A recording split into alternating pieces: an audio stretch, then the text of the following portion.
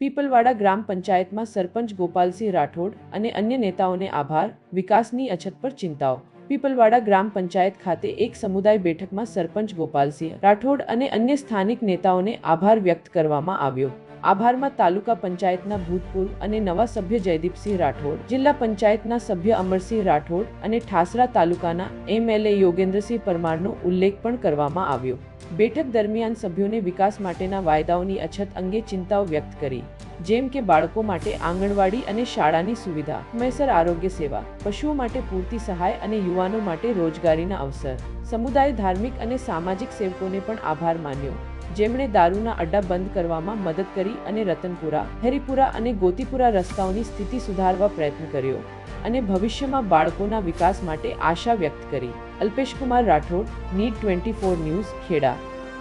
પૂરા સમાચાર જોવા માટે નીડ 24 ન્યૂઝને સબસ્ક્રાઇબ કરો.